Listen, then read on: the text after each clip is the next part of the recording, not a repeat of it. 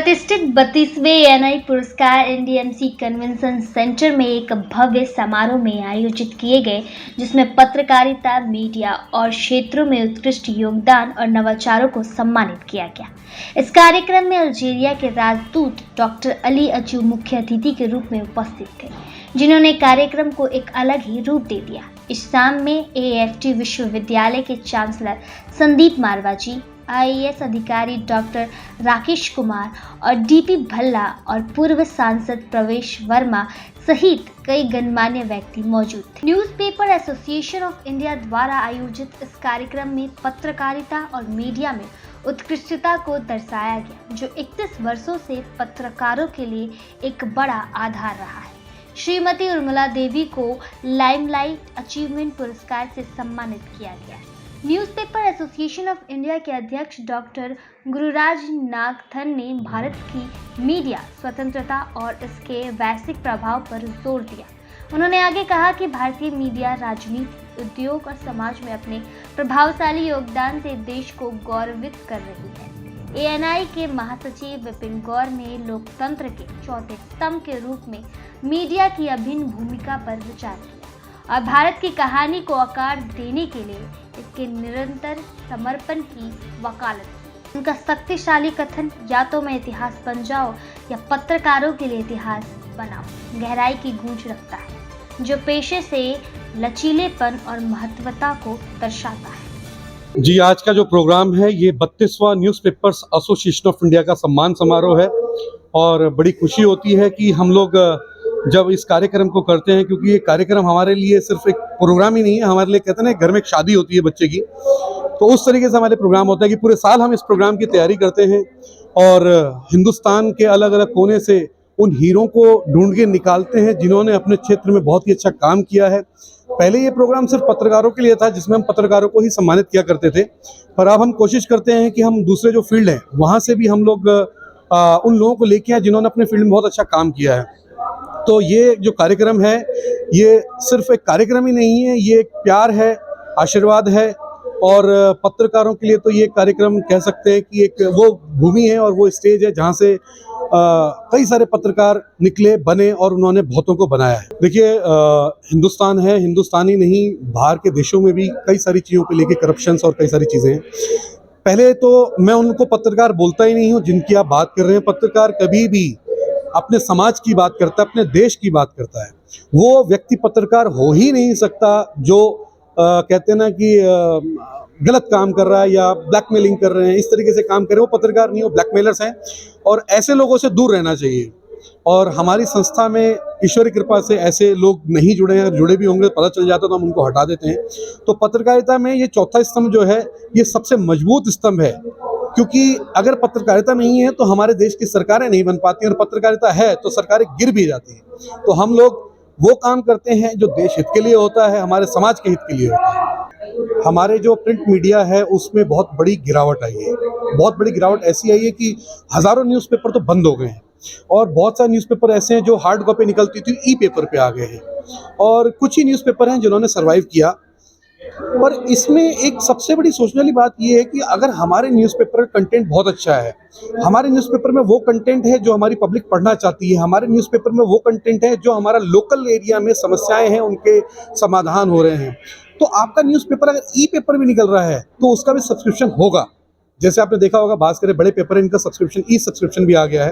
तो अगर आपके पेपर में कंटेंट है, दम है और आप जो खबरें दिखाते हैं वो जनता पढ़ना चाहती है तो आपका ई सब्सक्रिप्शन बिकेगा। और हमारी कोशिश तो चल रही है कि हम लोग कुछ इस तरीके से सरकार के साथ कोई ऐसी नीति बनाई जाए जहाँ पर प्रिंट मीडिया जो है उसको थोड़ा सा और बढ़ावा मिल सके और जो प्रिंट मीडिया की छपाई या पेपर जिस तरीके से पहले सरकार की तरफ से मदद मिलती थी जो बंद हो गई है उसको दोबारा शुरू किया जाए। आज हमने तकरीबन 35 लोगों को यानी कि 35 देश की विभूतियों को सम्मानित किया है, जिसमें मुख्य पत्रकारों में अमिश देवगन जी,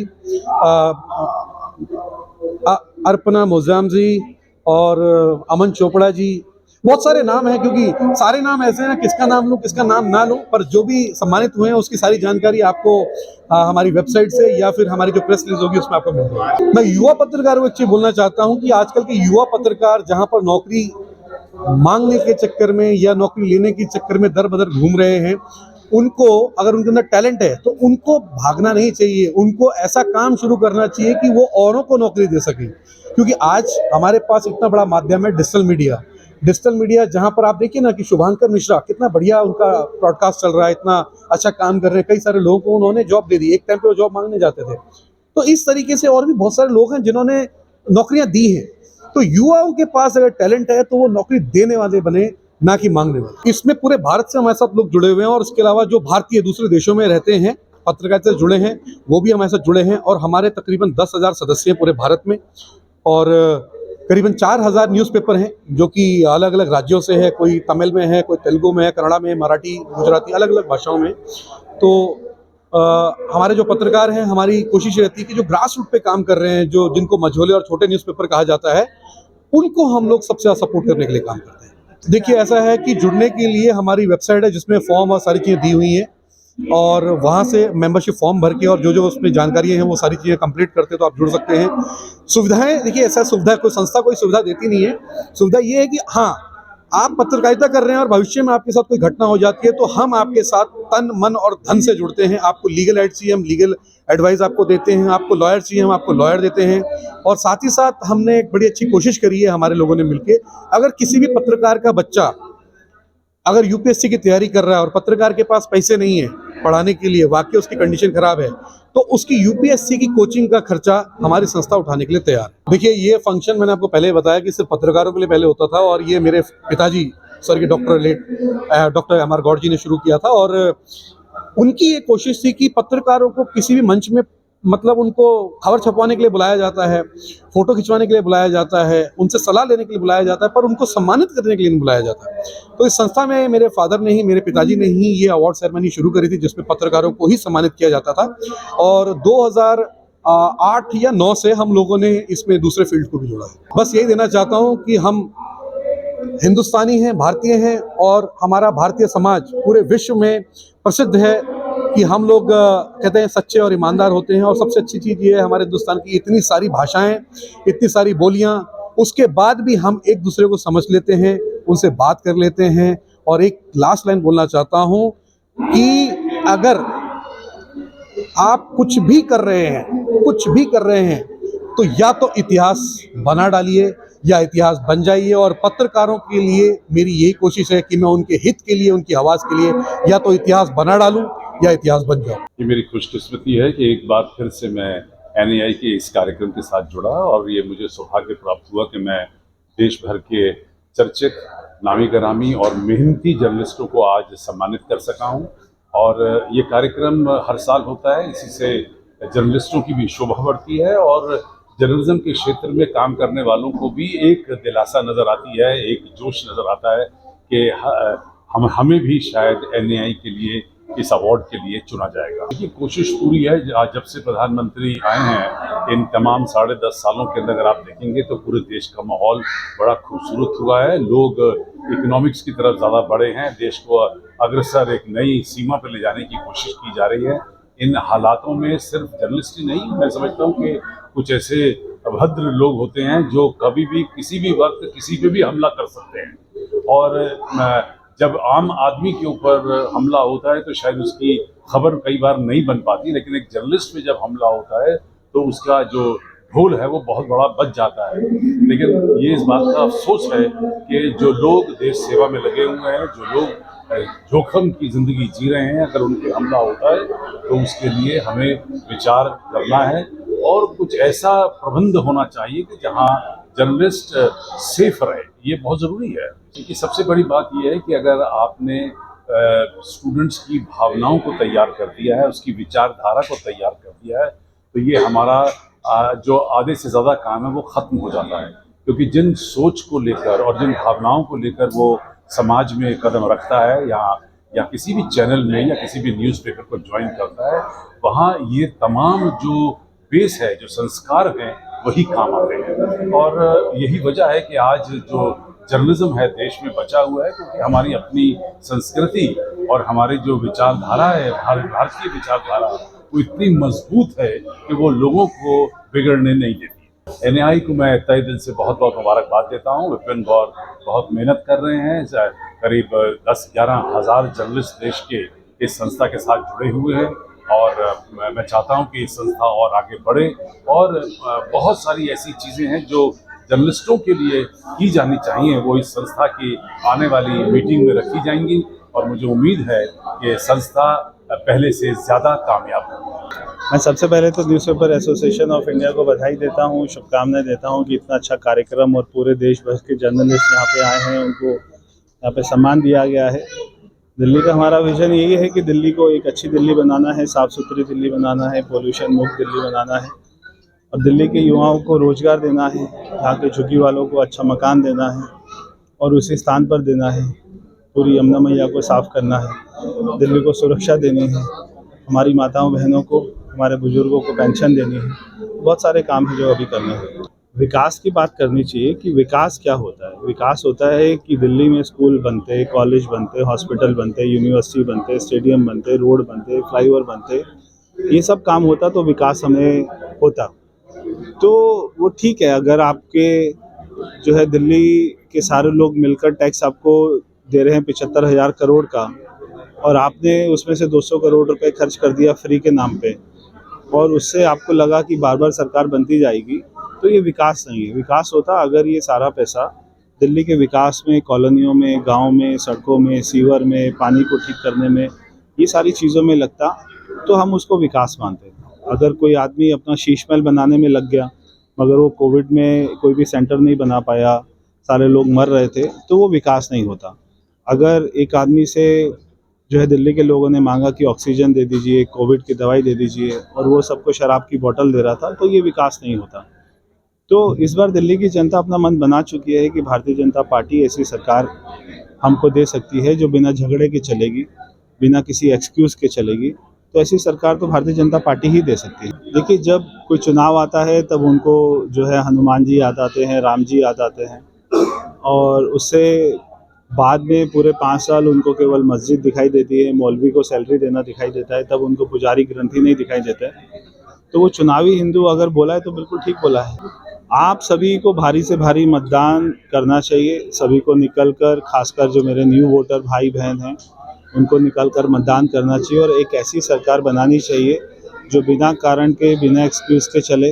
केजरीवाल कहते हैं 5 साल ये कहते रहते हैं कि मुझे कोई काम नहीं करने देता, फिर वो वोट भी मांगते हैं, चुनाव भी लड़ते हैं। देश की जनता ने तो दोबारा से प्रधानमंत्री मोदी को बना दिया है। अगर उनको कोई काम नहीं करने देगा तो वो अगली बार भी कैसे कोई जो है ना मौका मांगते हैं। दूसरी बात है कि सुप्रीम कोर्ट ने ये सारी उनकी पावर तो छीन ही ली है क्योंकि तिहाड़ जेल से बाहर है।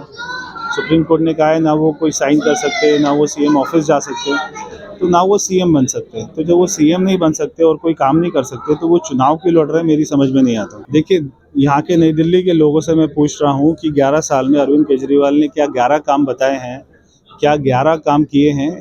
कोई एक भी काम नहीं बता सकता है। यहाँ के लोग इतने त्रस्त हैं झुग्गियों में। आज ही नवभारत टाइम्स में एक इतनी बड़ी खबर छपी है कि अलीगंज में लोधी कॉलोनी में वहाँ पे झुग्गी बस्ती है, वहाँ की महिलाओं को शौचालय भी नहीं है। सुबह सुबह 4 बजे वहाँ पे लाइन लगाकर महिलाएं जो है अपना कोई शौचालय करने के लिए दर बदर की ठोकरें खाती हैं।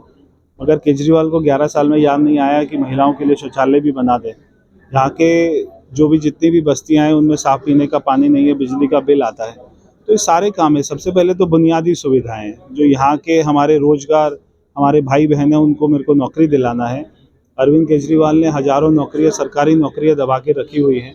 हम आएंगे तो सरकारी नौकरियाँ हज़ारों की संख्या में आएंगी और दिल्ली के युवाओं को रोज़गार मिलेगा। ये हमारी प्राथमिकता होगी। उसके बाद में यमुना मैया को पूरी साफ़ करना, 28 किलोमीटर की यमुना मैया है उसको साफ़ करना, ये जो प्रदूषण है इसका इलाज करना, दिल्ली की सारी सड़कों को बनाना, दिल्ली के सारे किसानों को, सारे गांव के लोगों को राहत देना, विकास देना। देखिए, जो अमानतुल्लाह खां हैं जिसको दोबारा से टिकट मिला है, वो तो हमने उनका वीडियो देखा, उसमें वो कह रहे हैं कि हम सबको 10-10 हज़ार रुपये भी देंगे, सबके राशन कार्ड भी बनाएंगे, सबको घर भी देंगे। तो एक बात तो स्पष्ट है कि बांग्लादेश और रोहिंग्या ये भारतीय जनता पार्टी का तो वोट नहीं है, ये तो कभी हमको वोट नहीं करता, देश विरोधी है। तो जब कोई हमें वोट नहीं करता तो हम उसको ये सारी सुविधाएं तो देंगे ही नहीं। ये सारे लोग उनका राशन कार्ड बनाते हैं, इनके विधायक उनके लिए लड़ाई लड़ते हैं, वकील देते हैं, कोर्ट में जाते हैं, उनको बचाने का काम करते हैं। जब इनके पास में सारे डॉक्यूमेंट्स होते हैं तो पुलिस भी कुछ नहीं कर पाती है। मगर अभी इतनी बड़ी तादाद में दिल्ली में बांग्लादेशी रोहिंग्या मिल रहे हैं, उनको बाहर भेजने का काम दिल्ली पुलिस ने किया है, उसके लिए मैं उनको बधाई देता हूँ। मैं doctor Hemlata from Manipal university Jaipur. Right now I am assistant professor over here. मेरे को प्रोफेशनल एकेडमिक्स के बेसिस पे मुझे यहाँ रिसर्च ओरिएंटेड अवार्ड दिया गया है, जो कि मैंने अपने जो पेपर पब्लिकेशंस वगैरह किए हैं, नेशनल इंटरनेशनल कॉन्फ्रेंसेस मैंने अटेंड किया, उसमें मेरे रिसर्च पेपर्स हैं, उसके लिए मुझे सम्मानित। एक्चुअली क्या होता है कि कोई भी फील्ड हम जो कुछ भी करते हैं, हर एक फील्ड में हमें रिसर्च की ज़रूरत होती है एज ए प्रोफेशनल, ताकि नई नई कौन कौन सी टेक्निक्स हमारे आ रही हैं, उनके क्या यूज हो सकते हैं। जिस तरह मेडिकल का फील्ड है, मेडिकल के फील्ड में भी कैंसर होने के क्या क्या चांसेस होते हैं, लीफ में कोई भी प्रॉब्लम हो जाती है वो किस कारण से होती है, ये एआई टेक्निक्स के थ्रू हम इसको डायग्नोस करते हैं। मुझे बहुत अच्छा लग रहा है and I am really very deeply thankful to the organizers of newspaper association of India. ये अवार्ड मेरे लिए ही नहीं, ये सब उन सभी औरतों के लिए है, उन सभी फीमेल्स के लिए, उन सभी गर्ल्स के लिए है जो शिक्षा के क्षेत्र में बहुत अच्छा करने जा रही हैं। जो भी उनके रास्ते में जो भी रुकावटें आ रही हैं, उन रुकावटों को पार करके वो आगे बढ़ने की कोशिश कर रही हैं। उन सभी को मेरा ये पुरस्कार, उन सभी को मैं डिवोट करना चाहूँगी।